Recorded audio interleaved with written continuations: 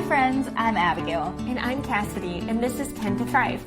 We're here to talk through all the seasons of life. From the messy and mundane to the meaningful, where God meets us where we are. We're all about applying God's Word to real life and growing as women of God together. Let's thrive in His goodness for His glory.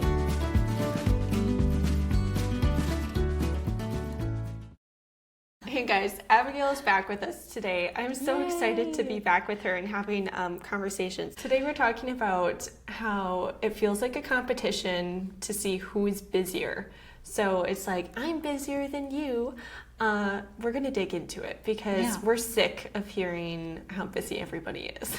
Right, and you probably are sick of feeling that way too, right? It's this back and forth where you can't even see friends, you can't get together with friends, or in Cassidy's case, she can't get a response back to a text message because I'm so busy.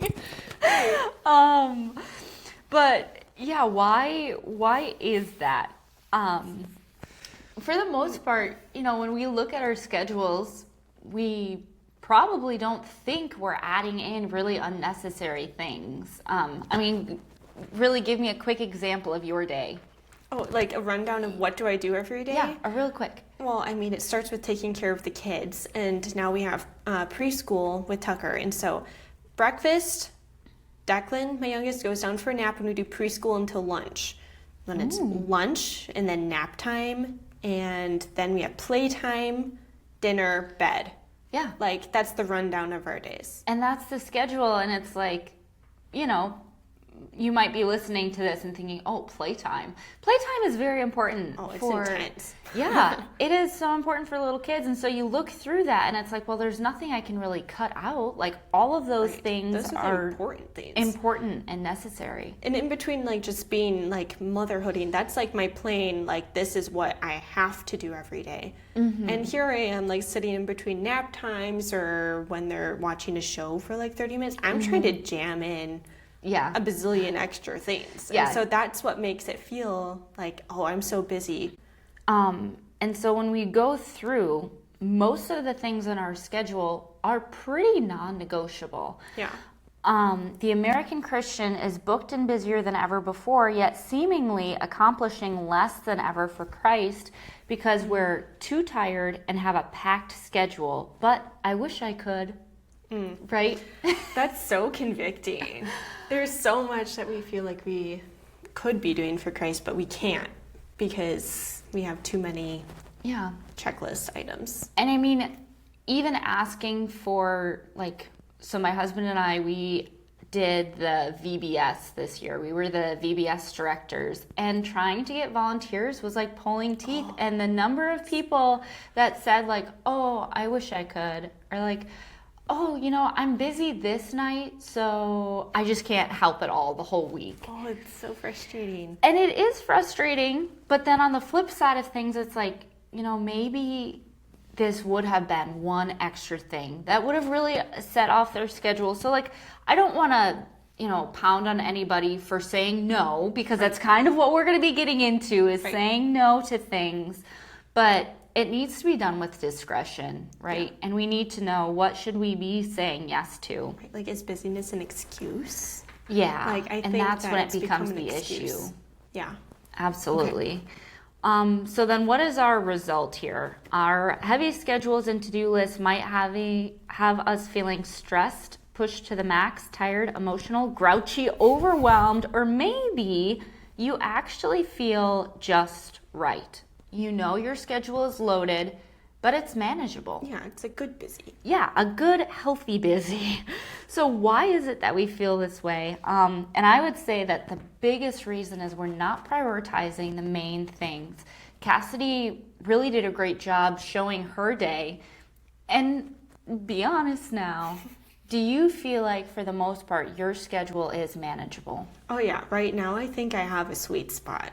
I was a little bit nervous heading into it because like I was adding a few other things. I'm not gonna like tell you and bore you with my whole life, but there was some things that I was like trying to jam in there and part-time work, and I was a little bit nervous about it. But it's just right now.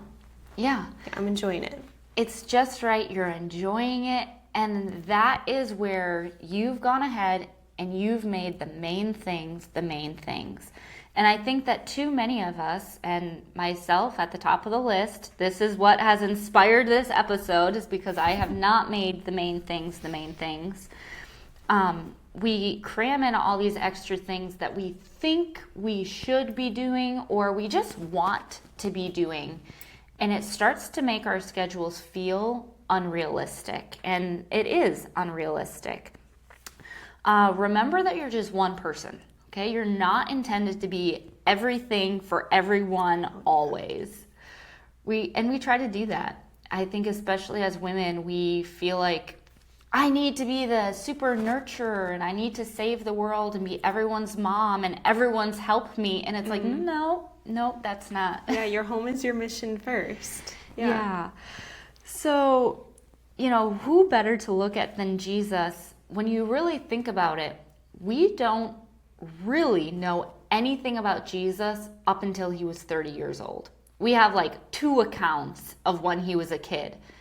But from the time that he was 12 years old until 29, we don't know anything about him. Now I'm so curious. Right? What was he doing? What were you doing? He was probably being a carpenter. He was probably working. And knowing who our Savior is, we know that he was a suffering servant. He always served others. We know that he was a perfect son of God, and so he was ministering, but it wasn't his full-time occupation the way that it was by the time that he was, roughly 30 years old.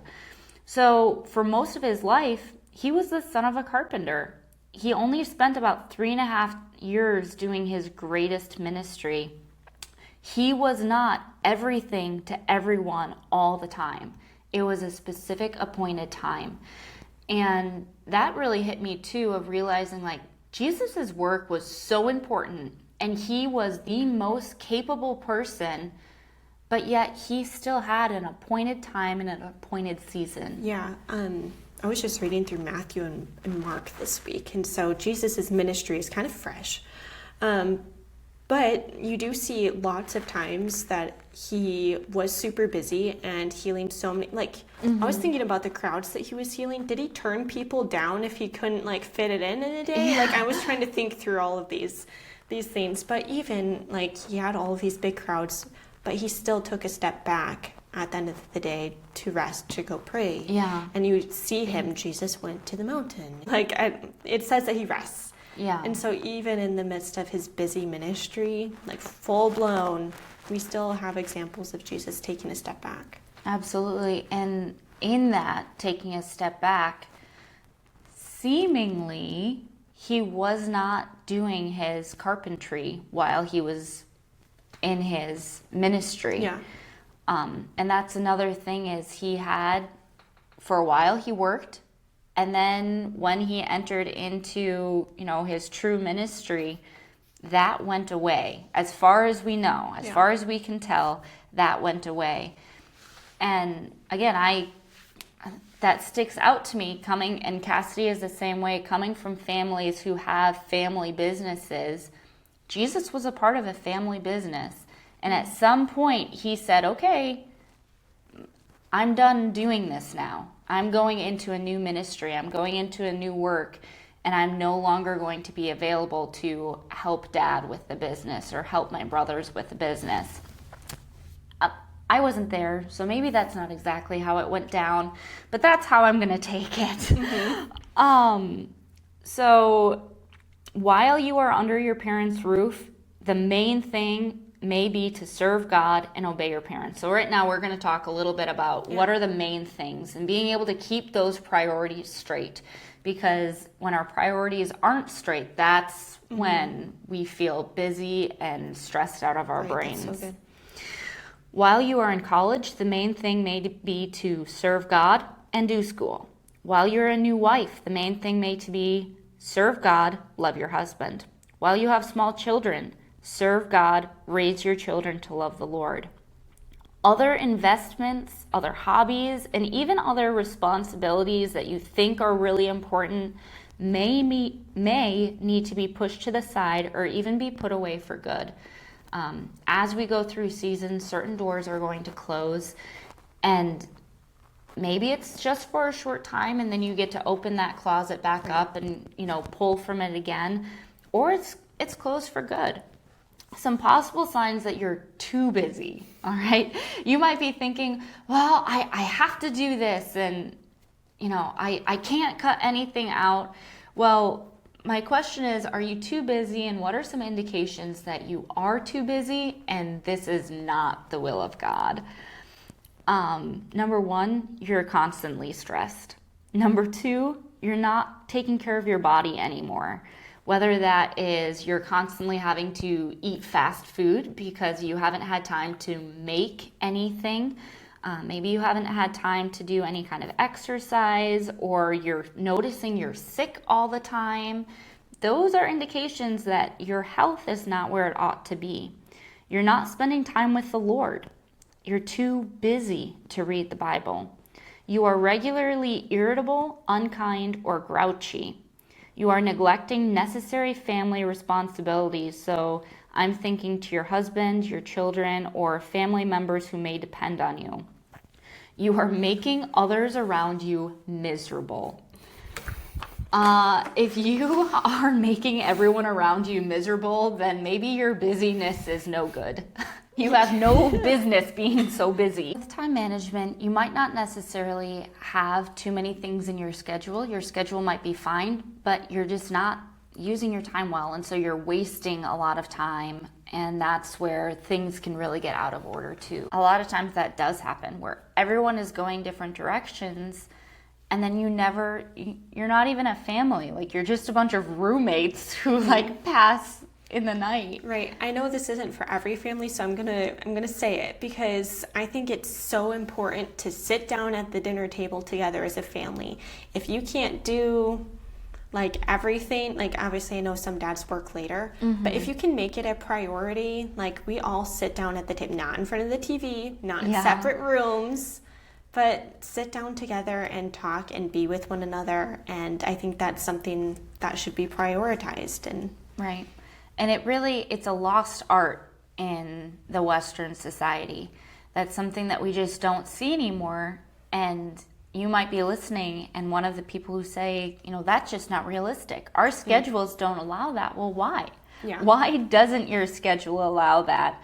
And is there any feasible way that you can cut out those things that are inhibiting you from being able to sit at the dinner table with your family? Yeah. So just, those were some kind of extra thoughts, which bring us into kind of our final thoughts and the alternative here, really bringing in scripture now. Moses was trying to lead 2 million Israelites alone, but God had helpers for him. This is found in Exodus chapter 18, when Moses' father-in-law confronts him and says, this thing that you're doing to the people is not good.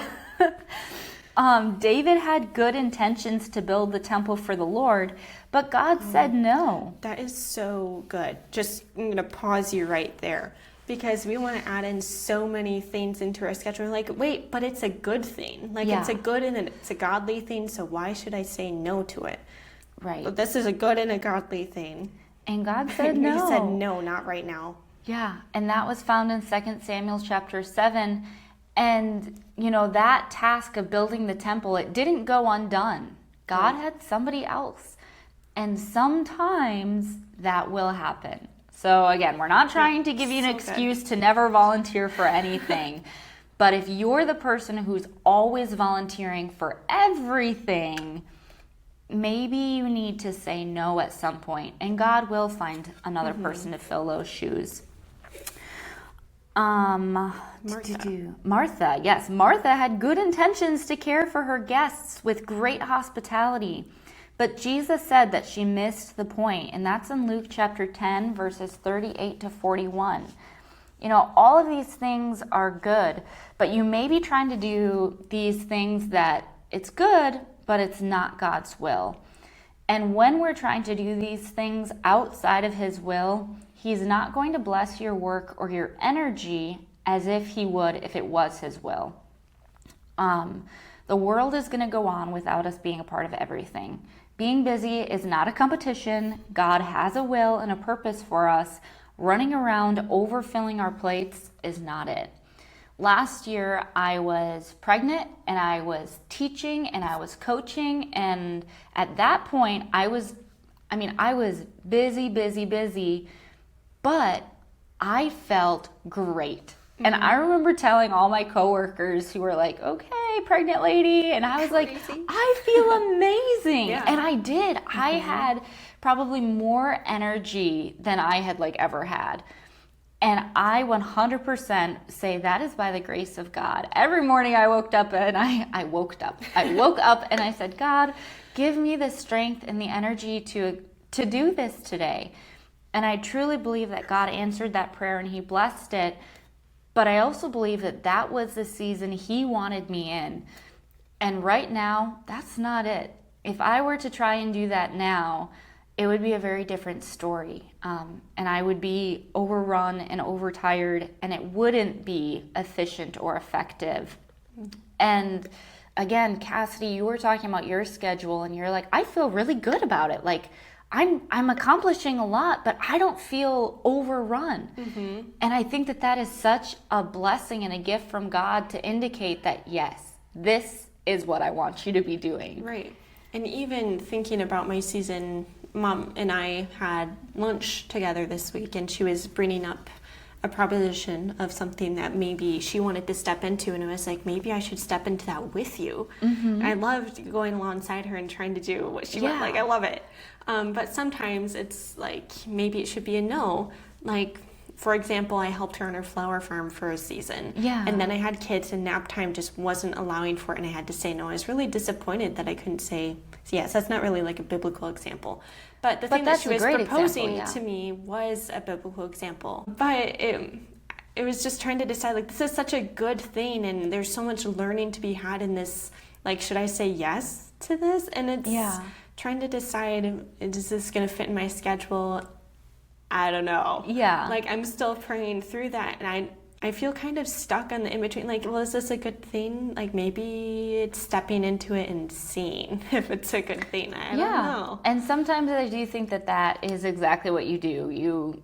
You go for it, and the Lord will make it clear if this was the right decision or not. If it's supposed to fit, then it'll fit, and if it's not, then you're going to have to take a step back. Yeah. I think that's part of discerning God's will. We talk about God's will often. How do you discern it? And my take on it is kind of if God is bringing you to it, he's going to bring you through it. If you can't get through it, maybe you need to step back. Yeah. And maybe that's kind of how we need to address busyness too. A question that I kind of wanted to meet as an introvert self and you an extrovert self, I feel like you're so good at coaching me through how to handle awkward situations. Oh, wow. Okay, so my question for you is, when we're passing someone in the hall and they say, hey, how was your week? And you answer back with, oh, it was so busy. Okay, we're trying to get away from that answer. So help me think through here. What do we say when we're like, okay, yeah, my week was busy, but instead of focusing on the busy, how can we have a deeper conversation than it was busy? Yeah, to be honest, it depends on the mood I'm in, because sometimes I'm in the mood of, I want to go to the next thing and I don't really feel like talking to you. And then we give those easy answers. Yeah. But if I have a right heart and a right attitude, okay, let's say we have that. then I'll give specifics, and I'll kind of invite them into my world a little bit, and I'll say, oh, it was good. I worked at my parents' honey farm, or I was coaching. We had a game this week. We won. Okay, so taking them into the busyness instead of just putting a title over it. So let's say we're not in the mood to bring them into our specifics. What's another phrase? I don't even know. Is there another phrase that we could maybe start using and saying, I was just so busy this week? Maybe it's asking for prayer for the busyness, or... Yeah, I think that's also very realistic of, I have so much on my plate right now. I have so much on my plate right now, or just, again, you can give one specific. You're trying to get into the conversation and out of the conversation. I think for you, I was working on homeschooling Tucker. It's an uphill battle, or it's, Right. you know, and Always just learning sharing a together. piece here or a piece there. But I think that it's so much deeper, even if you give one thing that you did that week. Right. I cooked dinner every night this week. You know, I don't know. Celebrate the little things. Yeah, say something random. You know, if somebody asks, go for it. See, this is so helpful. You might not think that it's helpful, but no, this is very helpful for me. Okay, yes. Anyways, we're digging into our final thoughts. I'm not saying that if you're doing what God wants for you, that you're never going to feel tired, or you're never going to get grumpy, or you're never going to feel stressed, but I am saying that there are going to be work, family, church conflicts. There is not a one size fits all. However, 3 points, the world is going to go on if you say no. Not to be dire, but if you were to end up in the hospital tomorrow and you couldn't do anything, guess what? Other people would fill your shoes. They would find a way to keep the world spinning without you. If you are a miserable person to be around because of how your schedule is, then it's just not worth keeping. And then 1 Corinthians 10:13, no temptation has overtaken you except such as is common to man. But God is faithful, who will not allow you to be tempted beyond what you are able. But with the temptation, he will also make the way of escape, that you may be able to bear it. So in other words, God isn't going to ask of you more than he will supply. That's perfect wording. I like that. If you are unable to bear it, then it might not be God's will. Right. I think that's so funny because this verse was running through my head all week and I couldn't remember the reference and I could have looked it up. Yeah.